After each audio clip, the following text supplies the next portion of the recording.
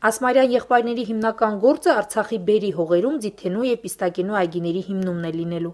Սիրիայում նրանք զբաղվել են ցորենի և գարու մշակությամբ։ Այստեղի կլիմայական առանձնահատկություններից ելնելով նրանք նպատակադրված են պտղատու այգիներ հիմնել։ Այգին նաև հողագործին մտածելու ժամանակ է տալիս հետագա քայլերը ճիշտ ուղղորդելու, շուկան ուսումնասիրելու համար։ Ձիթենու պիստակենու մի մասը մոտ 50,000 տնկիներն արդեն Արցախում են։ Ըստ ասմարյանների, ձիթենու և պիստակի պլանտացիաները հիմնականում գտնվում են Հալեպի արվարձաններում, որտեղ դրությունը մնում է լարված։ Այդ իսկ պատճառով դեռ չի հաջողվում պահանջվող քանակությունը տեղ հասցնել։ Բայց հասցրել են շատ բազմազան տնկիներ բերել և անկախ պահանջարկից մտադրություն ունեն բոլոր այն մրգերը, որոնք արտադրվում են Սիրիայում, աճեցնել ու բազմացնել նաև Արցախում։ Գանդին ժամանակին ասեց վայ անասկին, որ չի ուդի իր ցանածից եւ չի հակվի իր գարածից։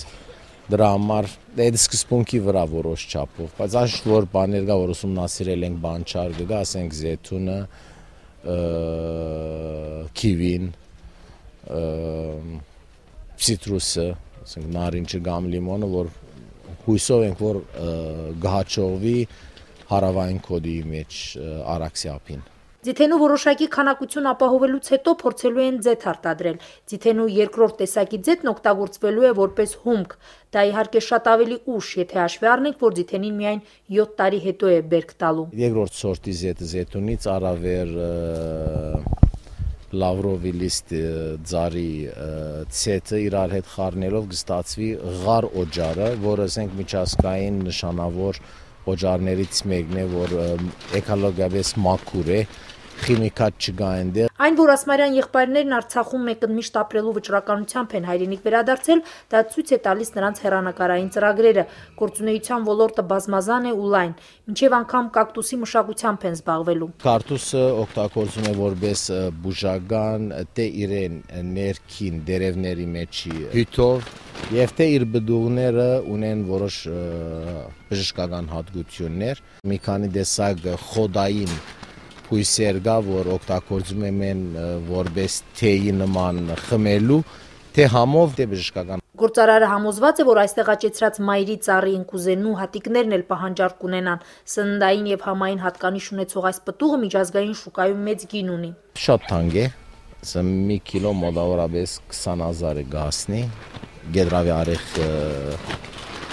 եւ պետք է որ աշխատի այստեղ, պայմանները կան։ Գործարար եղբայրները փորձելու են նաև կարմրափայտ ծառեր տնկել։ Անտառային այդ հսկա ծառերը կարող են լավագույն հումքը դառնալ կահույքի արտադրության համար։ Այստեղի անտառների մեծամասնությունը